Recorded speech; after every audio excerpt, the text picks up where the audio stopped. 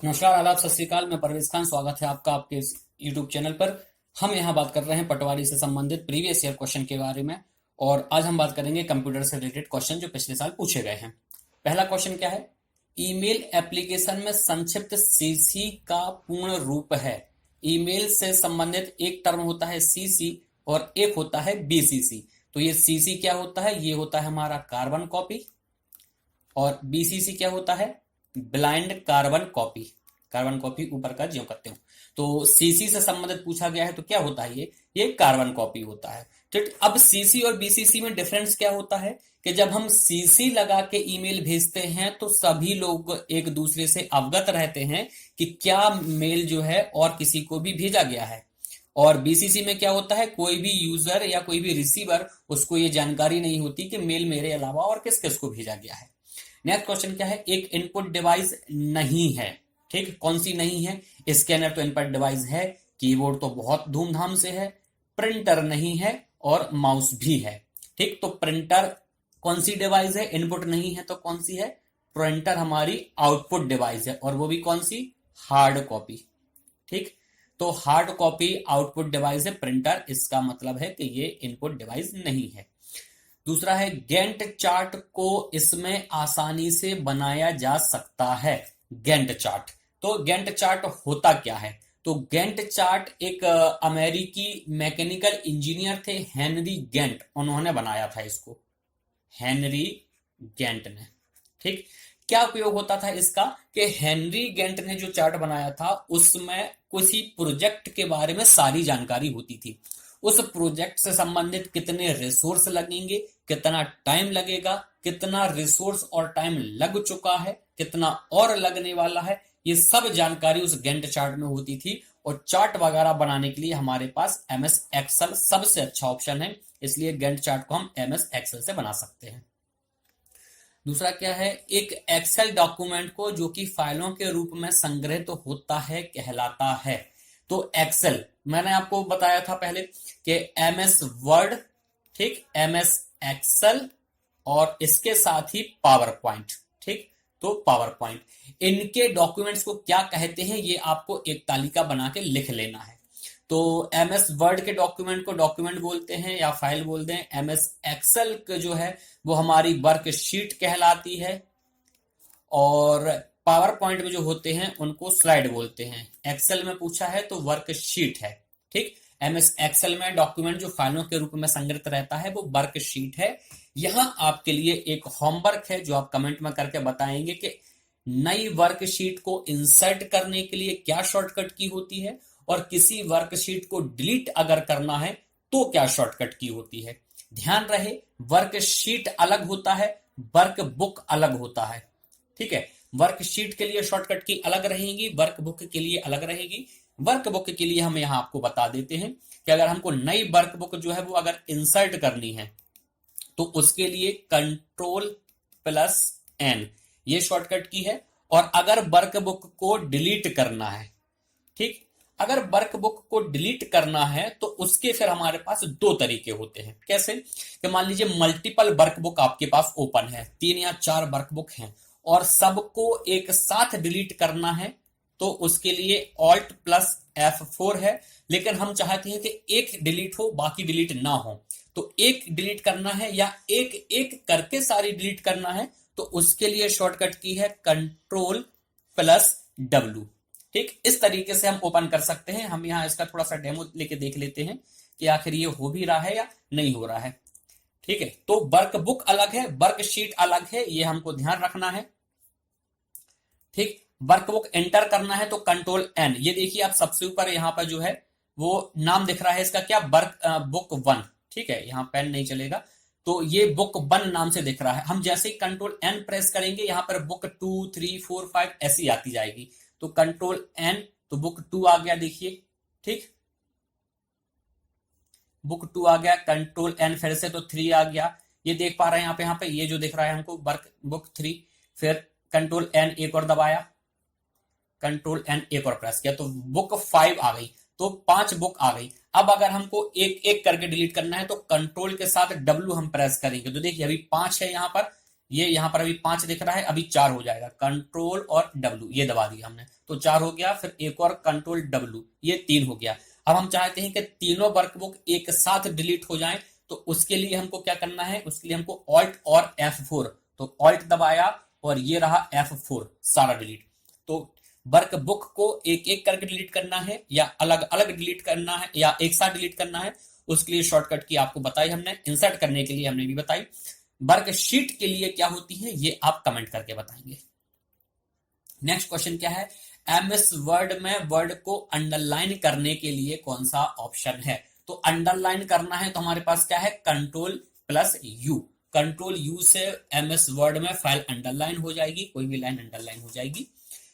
सवाल यह है कि ये कंट्रोल यू वाला ऑप्शन या अंडरलाइन करने वाला ऑप्शन हमको मिलेगा कहां। ठीक है, तो यहां देख लेते हैं, ये है, ये इंटरनेट के एमसीक्यू नोट्स बना रहे हैं हम आपके लिए। ठीक, अंडरलाइन करना है तो ये रहा अंडरलाइन। ठीक, कंट्रोल प्लस यू अंडरलाइन, ये कहां है, होम के अंदर फॉन्ट में, होम के अंदर फॉन्ट में ये हमको अंडरलाइन मिल जाएगा। ठीक, कितने प्रकार से अंडरलाइन करना है, बहुत सारे प्रकार से करते हैं, ये सारा जैसा चाहे आप वैसा अंडरलाइन कर दें, यहाँ पे ये सारे ऑप्शन कोई भी सिलेक्ट करके आप कर सकते हैं। ठीक, नेक्स्ट क्वेश्चन क्या है हमारे पास, वह सॉफ्टवेयर जो यूजर को वेब पेज देखने की सुविधा उपलब्ध कराता है। क्या है, जो वह सॉफ्टवेयर जो यूजर को वेब पेज देखने की सुविधा उपलब्ध कराता है। हमको वेब पेज देखना है या हमको किसी वेबसाइट तक पहुंचना है, तो उसके लिए क्या होता है हमारे पास ब्राउजर होता है। ठीक, हमारे पास होता है ब्राउजर, जिसके द्वारा हम किसी वेबसाइट तक पहुंच सकते हैं। ये वैसे ही है जैसे हमने ओला बुलाया, उस पर बैठे और हमको वो पर्टिकुलर जगह तक छोड़ देगा। ऐसे ही ब्राउजर है, हमने ब्राउजर ओपन किया, हमने वेबसाइट का पता, जो वेबसाइट का पता है उसको हम यूआरएल बोलते हैं। वेबसाइट का पता क्या कहलाता है, यूआरएल। तो हम ये ब्राउजर ओपन करेंगे, इसमें हम किसी वेबसाइट का पता मतलब उसका यूआरएल एंटर करेंगे और ये ब्राउजर हमको उस वेबसाइट तक ले जाके छोड़ देगा। ठीक, तो बिल्कुल ओला जैसी सर्विस है, ये होता है ब्राउजर का काम। तो ब्राउजर जो है एक सॉफ्टवेयर होता है, और सॉफ्टवेयर होते हैं दो प्रकार के। तो सॉफ्टवेयर दो प्रकार के, एक तो होते हैं सिस्टम सॉफ्टवेयर और एक होते हैं एप्लीकेशन सॉफ्टवेयर। तो ये जो ब्राउजर है ये यही वाले हैं, एप्लीकेशन सॉफ्टवेयर होते हैं। ठीक है, तो क्या करते हैं, वेबसाइट या फिर हाइपर टेक्स्ट डॉक्यूमेंट को यूजर के लिए उपलब्ध कराते हैं। ठीक है, ये उसकी डेफिनेशन हो गई। अब अलग अलग ब्राउजर बनाए हैं अलग अलग कंपनियों ने, जैसे कि आपने सुना होगा सबसे ज्यादा तो जो हम यूज करते हैं, कौन सा यूज करते हैं, गूगल क्रोम। तो गूगल क्रोम किसने बनाया, तो गूगल क्रोम बनाया है हमारे गूगल कंपनी ने। ठीक है, इसके अलावा एक सफारी है। ठीक, सफारी है, सफारी किसने बनाया, ये बनाया है एप्पल कंपनी ने। इसके अलावा ओपेरा है एक ब्राउजर, ओपेरा, ओपेरा किसने बनाया, ओपेरा सॉफ्टवेयर कॉरपोरेशन द्वारा बनाया गया है। इसको बनाया गया है ओपेरा सॉफ्टवेयर कॉरपोरेशन द्वारा। इसके अलावा फायरफॉक्स का नाम सुना है, बहुत यूज होता है। ठीक, फायरफॉक्स, तो इसको बनाया है मोजिला कॉरपोरेशन द्वारा, है ना। तो ये कुछ इंपॉर्टेंट है। एक है इंटरनेट एक्सप्लोरर, जो वंस अपॉन अ टाइम इस्तेमाल किया जाता था, ई जैसा बना आता है, गोला घूमता रहता था, उसमें बफरिंग नहीं होती थी। ठीक, बफरिंग होती रहती थी, पेज ही नहीं खुलता था। ये बनाए हैं हमारे कौन ने, बिल गेट्स की कंपनी ने, कौन सी, माइक्रोसॉफ्ट। तो ये है कुछ ब्राउजर। ब्राउजर क्या होते हैं, एक सॉफ्टवेयर होता है, सॉफ्टवेयर में कौन सा, एप्लीकेशन सॉफ्टवेयर। ठीक, और ये क्या काम करते हैं, यूजर को किसी वेबसाइट तक पहुंचने की सुविधा देते हैं। दूसरा क्वेश्चन क्या है नेक्स्ट, एक कंप्यूटर बूट नहीं हो सकता यदि उसमें खाली स्थान ना हो। तो बूट करने की परिभाषा ही हमने आपको बताई थी कि बूटिंग का मतलब क्या होता है, कि हार्ड डिस्क से ओएस को रैम में लोड करना। ठीक है, तो ओएस कहीं और रखा हुआ है, उसको उठाकर रैम में रखना, वो कहलाती है बूटिंग प्रोसेस। और बूटिंग वाला प्रोग्राम हमारा रोम में लिखा होता है, और ऑपरेटिंग सिस्टम का वह हिस्सा जो रैम में आता है बूटिंग के दौरान, उसको क्या बोलते हैं, उसको बोलते हैं अपन कर्नेल। ठीक है, तो ये ऑपरेटिंग सिस्टम का सबसे महत्वपूर्ण हिस्सा है, इसको ऑपरेटिंग सिस्टम का कोर पार्ट बोलते हैं। तो ये वह हिस्सा है जो रैम में उपस्थित रहेगा। ठीक, तो कर्नेल कौन सा हिस्सा है, ओएस का कोर है। ओएस अपने आप में बहुत बल्कि बहुत बड़ा सा प्रोग्राम होता है, सारा अगर हम रैम में रख देंगे तो रैम की पूरी जगह तो उसी में भर जाएगी। तो हम रैम का कुछ हिस्सा लेकर रैम में कुछ हिस्सा लेकर आते हैं। मान लीजिए कि ये हमारी जो है वो रैम है, तो रैम में तकरीबन 30% हिस्सा जो ऑपरेटिंग सिस्टम ऑक्यूपाई कर लेता है और 70% हिस्सा जो है वो यूजर के लिए रहता है अपने प्रोग्राम चलाने के लिए। तो लगभग ऐसा रहता है। ठीक, नेक्स्ट क्वेश्चन क्या है, एमएस वर्ड डॉक्यूमेंट में न्यूनतम कितने रो और कॉलम हो सकते हैं? तो न्यूनतम तो बहुत इजी है भैया, 1 by 1 एक और एक हो सकते हैं। ठीक है, एक रो और एक कॉलम तो कम से कम फिर भी रहेगा ही। नेक्स्ट क्वेश्चन, एमएस वर्ड 2007 में किस मेन्यू का उपयोग कैरेक्टर साइज और टाइपफेस को बदलने के लिए किया जाता है? कैरेक्टर साइज को टाइपफेस को बदलना है, तो कैरेक्टर साइज मतलब कैरेक्टर, एक तो कैरेक्टर का नाम होता है, कैरेक्टर की साइज होती है, ये कहां मिलेगा हमको? ये मिलता है होम में। ठीक है, अब देखिए इनने तो एक सुविधा हमको दे दी है कि व्यू, रिव्यू, होम और इंसर्ट, ये तो अलग अलग टैब हैं, लेकिन पिछले लेक्चर में हमने क्या देखा था कि उसने होम के अंदर ही सारी चीजें पूछी थी कि होम के अंदर हमको फॉन्ट भी मिलता है, पैराग्राफ भी मिलता है, स्टाइल भी मिलता है, एडिटिंग भी मिलती है, तब कहां? तो मान लो अगर इसने पूछ लिया कि भैया होम के अंदर ये कैरेक्टर साइज कहां मिलेगी हमको, तो होम के अंदर ये हमको फॉन्ट में जाके मिलेगी। देख लेते हैं कहां मिलेगी। ठीक, ये है कैरेक्टर की साइज, अभी कितना है 12 सेलेक्ट किया हुआ है, तो ये कहां है? ये होम के अंदर फॉन्ट में है। ठीक, होम के अंदर फॉन्ट में कैरेक्टर साइज है, तो ये ऐसा है। ठीक है, तो एक एमसीक्यू से 4 प्रकार से क्वेश्चन बनाए जा सकते हैं, उन्हीं को लेके हमको पोस्टमार्टम करना होता है और यही ध्येय होता है प्रीवियस ईयर क्वेश्चन पेपर करने का या फिर कोई और टेस्ट सीरीज लगाने का। अगर आप ऐसे नहीं करेंगे तो यही क्वेश्चन एज इट इज पूछा जाए इसकी गारंटी तो नहीं होती है, लेकिन इससे संबंधित हमने 4 क्वेश्चन और लगा लिए, वो डेफिनेटली पूछे जाते हैं और वही हमारे काम में आते हैं। सीपीयू का हिस्सा नहीं है, तो भाई सीपीयू जब हमने पढ़ा था तो क्या देखा था कि सीपीयू, एक तो सीपीयू का फुल फॉर्म बता दो कमेंट में, सेंट्रल है कि कंट्रोल है? ठीक, सेंट्रल प्रोसेसिंग यूनिट या कंट्रोल प्रोसेस यूनिट क्या होता है कमेंट में करके बताएं। और इसमें 3 हिस्से होते थे, क्या होता है? एक तो होता है एएलयू, एक होता है सीयू और एक होता है रजिस्टर या फिर इसी को बोलने आप मेमोरी। ठीक है, एएलयू क्या होता है? अरिथमेटिक एंड लॉजिकल यूनिट, ये जितनी भी अंक गणतियां और लॉजिकल क्रियाएं हैं वो काम करता है। सीयू क्या होता है? कंट्रोल यूनिट है, सबको कंट्रोल करेगा, प्रोसेस कौन सी एग्जीक्यूट होनी है नहीं होनी, ये सब कुछ ये देखेगा। और रजिस्टर या मेमोरी, तो थोड़ा सा हिस्सा जहां पर डाटा स्टोर होता है। ये सब होते हैं 3 चीजें। जो नहीं होता है वो पूछा है, तो कौन सा? स्टोरेज तो होता है, एलयू होता है, कंट्रोल यूनिट होता है, प्रोग्राम यूनिट नहीं होता। ठीक है, इस प्रकार से क्वेश्चन पूछे जाते हैं, कितने इजी लड्डू टाइप के क्वेश्चन हैं। ठीक, एक क्वेश्चन आगे निकल गया। एक डॉक्यूमेंट में प्रिंटिंग के लिए पेज रेंज को सिलेक्ट करने हेतु किस स्पेशल कैरेक्टर का प्रयोग किया जाता है? प्रिंटिंग के लिए पेज की रेंज को सिलेक्ट करना है। ठीक है, अब पेज की रेंज को सिलेक्ट करना है तो कैसे, और अगर हमको इंडिविजुअल पेज सिलेक्ट करने होते तो कैसे? ठीक, अगर डायरेक्ट पेज सिलेक्ट करना है तो भाई हमको कॉमा लगाना पड़ेगा कि 1 नंबर का, comma 2 number, comma 3 number, comma 4 number, इतने पेज प्रिंट करा दो। लेकिन हमको देना है पेज की रेंज।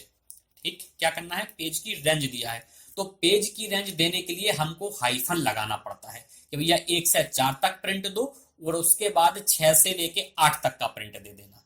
ठीक है, तो अगर पेज के बीच में गैप देना है तो कॉमा लगाना पड़ेगा, रेंज देना है तो फिर हाइफन लगाना पड़ेगा। हम इसी डॉक्यूमेंट को प्रिंट करके देख लेते हैं कि क्या आएगा। ठीक, कंट्रोल पी आप जैसे ही दबाएंगे तो ये ऑप्शन खुल जाएगा आपको। अब यहां से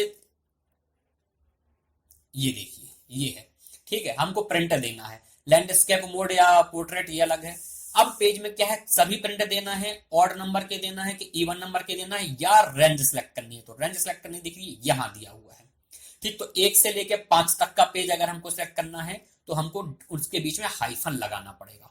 और अगर हमको पेज इंडिविजुअल सेलेक्ट करना है तो फिर कॉमा लगाना पड़ेगा। तो 1 से 5 तक का पेज प्रिंट होगा, कॉमा 8वें नंबर का पेज प्रिंट होगा, कॉमा 11, 12, 13 इतने प्रिंट हो जाएंगे। तो क्वेश्चन किस प्रकार से पूछा गया है, इसकी लैंग्वेज आपको गौर से पढ़नी है और फिर आंसर देना है। उन्होंने रेंज पूछा था तो रेंज के लिए हमारे पास हाइफन है। ठीक, और कॉमा काय के लिए है? कॉमा अगर इंडिविजुअल पेज सिलेक्ट करना होगा तब।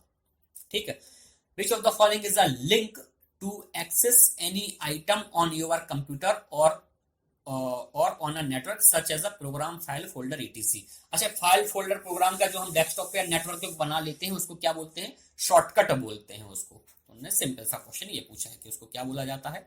शॉर्टकट कहा जाता है। Which term is not related with font group in MS word 2007। MS word 2007 में कौन सा शब्द फॉन्ट ग्रुप में संबंधित नहीं है? तो वही फॉन्ट ग्रुप में क्या क्या मिलेगा हमको, तो हम यहीं पे देख लेते हैं। श्रिंक फॉर्मेट बिल्कुल मिलता है। श्रिंक फॉर्मेट मतलब क्या है? फॉर्मेट की साइज को, फॉन्ट की साइज को कम करना। फॉन्ट साइज, तो फॉन्ट साइज तो जो दी रहती है वो है। फॉन्ट का कलर भी मिलता है, ठीक है। श्रिंक के अलावा ग्रो फॉन्ट भी मिलता है, ठीक, कि फॉन्ट की साइज बढ़ानी है। उसके अलावा सब स्क्रिप्ट मिलता है, सुपर स्क्रिप्ट मिलता है, बहुत सारी चीजें मिलती हैं, लेकिन फॉन्ट ग्रामर जैसी चीज हमको नहीं मिलती है। देख लेते हैं, यहाँ ओपन ही है ये, ठीक, ये है फॉन्ट। तो इतना सब कुछ हमको फॉन्ट में मिलता है। यहाँ पे देखिए, फॉन्ट का कलर चेंज करना है, ये मिल जाएगा हमको, ठीक, फॉन्ट का कलर है। हाईलाइट करना है, ये मिल जाएगा। फॉन्ट की कुछ और स्टाइल अगर चाहिए हमको, टेक्स्ट इफेक्ट यहाँ से मिल जाएगा। एरेज करना है, ये है। फॉन्ट को ग्रो करना है, ये फॉन्ट को श्रिंक करना है, ठीक। ये क्या है? ये है change case, toggle case, upper case, lower case, उस प्रकार से। उसके बाद bold, italic, underline, strike through, ये कहलाता है सब स्क्रिप्ट, और ये कहलाता है सुपर स्क्रिप्ट। और ये फॉन्ट की साइज, ये सब का सब कहां मिल रहा है? फॉन्ट में। यहाँ पर ग्रामर जैसी कोई बात नहीं है, फॉन्ट ग्रामर जैसा यहाँ पर कुछ भी नहीं है, ठीक है। क्लियर हुआ? नेक्स्ट क्वेश्चन क्या पूछा गया है उसको देख लेते हैं। डॉट मैट्रिक्स प्रिंटर एक प्रकार हो, डॉट मैट्रिक्स इसका प्रकार होता है। किसका प्रकार होता है भैया? डॉट मैट्रिक्स अपन को बचपन से अपन रट्टा मारते आ रहे हैं कि एक प्रिंटर होता है, ठीक। तो इनने तो ऑप्शन दिया है प्रिंटर, तो बहुत अच्छी बात है। और अगर कंफ्यूज करना चाहते तो बोल दे कि किस प्रकार का प्रिंटर है, तो ये प्रिंटर तो है ही, साथ में इम्पैक्ट प्रकार का प्रिंटर है, ठीक है। तो इम्पैक्ट में क्या होता है कि स्याही रिबन स्याही में भीगा रहता है और उसको हथौड़े जैसा स्क्रीन पर लगता है और प्रिंट हो जाता है। तो इम्पैक्ट मतलब क्या होता है? दबाव या प्रभाव डालना। तो दबाव डालने जैसा कि जब वो चोट करेगा तो प्रिंट हो जाएगा। अनापेक्षित कमर्शियल ईमेल्स को इस नाम से भी जाना जाता है, अनापेक्षित कमर्शियल मैसेज ईमेल, ठीक है। तो इनको हम जंक मेल भी बोलते हैं, हम इसको स्पैम भी बोलते हैं। क्या है ऑप्शन में? स्पैम है, स्पैम पे तुक्का मारना है, ठीक है। अब ईमेल से संबंधित एक कुछ फैक्ट और अपन यहाँ पे देख लेते हैं कि एक तो ईमेल के जनक कौन है, तो एक अंग्रेज का नाम भी आता है और एक भारतीय का नाम भी आता है। हालांकि वो भारतीय ने ईमेल का आविष्कार किया तो वहीं था अमेरिका में जाके, ठीक। तो एक नाम है रे टॉमलिंसन, ये अंग्रेजी व्यक्ति हैं जिनके बारे में कहा जाता है कि ईमेल के जनक हैं। और एक हैं शिवा अय्यादुरई, ठीक है। ये व्यक्ति हैं जिनको अमेरिका ने ऑथेंटिक रूप से ईमेल का जनक माना है। तो ईमेल का जनक कौन है? ये दो नाम आते हैं। और ईमेल में एक सुविधा और होती है हमारे पास, क्या? हम ईमेल में डॉक्यूमेंट को अटैचमेंट या अटैच करके भेज सकते हैं। तो ईमेल को अटैच करके भेजने के लिए कितनी मैक्सिमम साइज होती है? तो मैक्सिमम साइज हो सकती है 25 MB, ठीक। तो 25 MB मैक्सिमम साइज की फाइल हम ईमेल में अटैच करके उसके साथ भेज सकते हैं।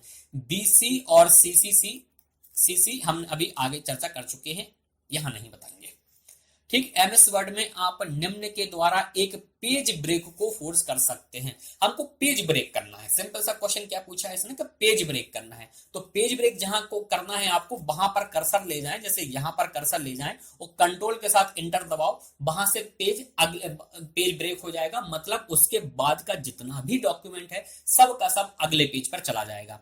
तो कहां है? अपने कर्सर को उचित स्थान पर रखकर कंट्रोल के साथ इंटर दबाओ, पेज ब्रेक हो जाएगा, ठीक है। अपन करके देख लेते हैं, ठीक। जैसे कि यहां पर ये है हमारा कर्सर, ये ब्लिंक हो रहा है, यहां पर तैयार की गई है पे। अगर यहाँ पर कंट्रोल इंटर दबाएंगे तो उसके पेज के नीचे का जितना भी है वो सब पेज यहां से ब्रेक होके अगले पेज पे चला जाएगा। तो कंट्रोल के साथ इंटर जैसे हमने दबाया, ये हो गया। क्या हो गया? यहाँ पे देख लेते हैं, ठीक। ये देखो डोमेन सिस्टम यहां पर आ गया और उसके बाद वहां पे क्या बच गया है हमारा? तो जो पेज जहां से ब्रेक हुआ वहां से ऊपर का पोर्शन अलग पेज पे और बाद का पोर्शन दूसरे पेज पे, तो तैयार की गई थी यहां पर आ गया, ठीक। तो पेज ब्रेक करना है तो क्या करना है? कंट्रोल के साथ इंटर दबा दो, वहीं से पेज ब्रेक हो जाएगा। एक कंप्यूटर निम्न में से क्या परिणाम प्रदर्शित नहीं करता। देखिए जब क्वेश्चन पढ़ते हैं ना तो ऐसे क्वेश्चन में ना ये जो कीवर्ड आते हैं इन पे अंडरलाइन कर लो आप, या फिर बिल्कुल ऐसा गोला लगा लो जैसे मैंने लगाया है, ताकि हमको ध्यान रहे कि वो क्या पूछ रहा है। कई बार हम जल्दबाजी में यही गलती कर जाते हैं कि कौन सा सत्य है कौन सा असत्य है हम पढ़ते नहीं है और हम अपने मन से सवाल सही कर देते हैं। ठीक, तो कौन सा कंप्यूटर निम्नलिखित कौन सा क्या परिणाम है जो प्रदर्शित नहीं करता है। कंप्यूटर क्या नहीं करता है, इनपुट तो बराबर लेता है भैया, आउटपुट भी देता है, थिंकिंग नहीं करता है, प्रोसेसिंग भी करता है।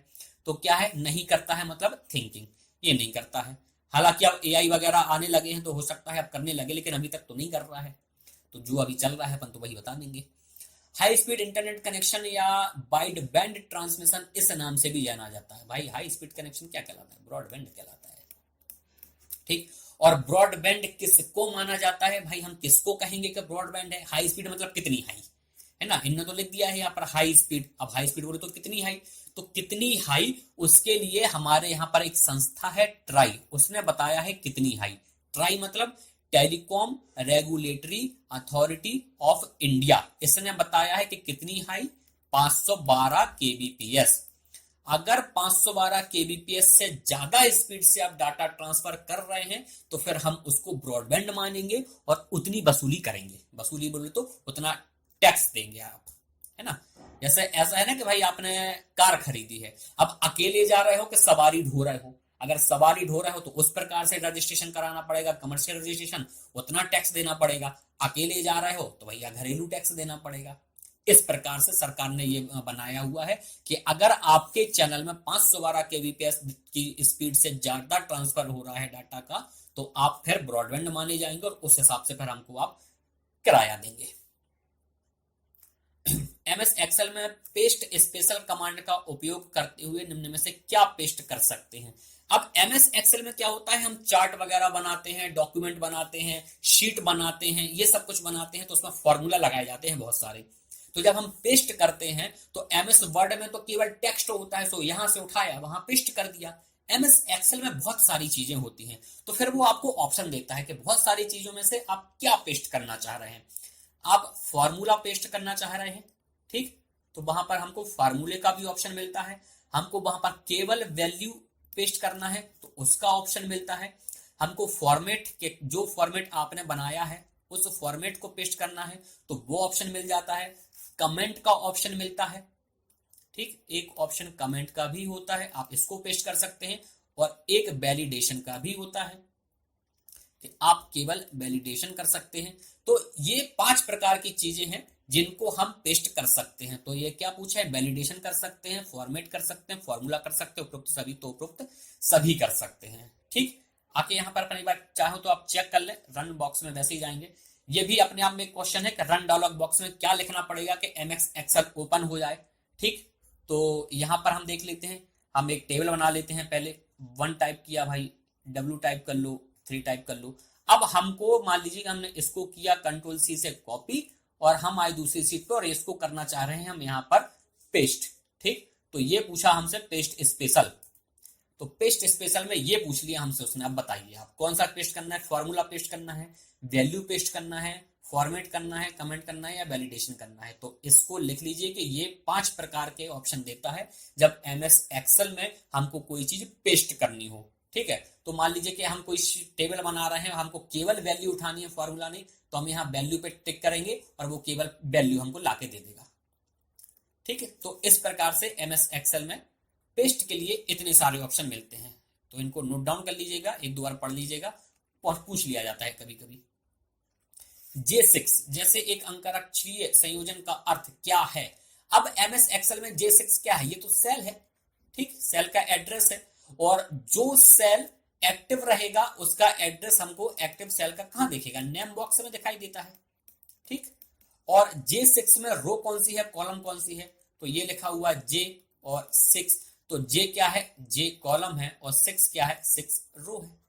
ठीक, तो ये है, इस प्रकार से क्वेश्चन पूछे गए हैं और बहुत इजी से क्वेश्चन पूछे जाते हैं। हम पूरे क्वेश्चन प्रैक्टिस करेंगे, बने रहिए। जय हिंद, जय भारत।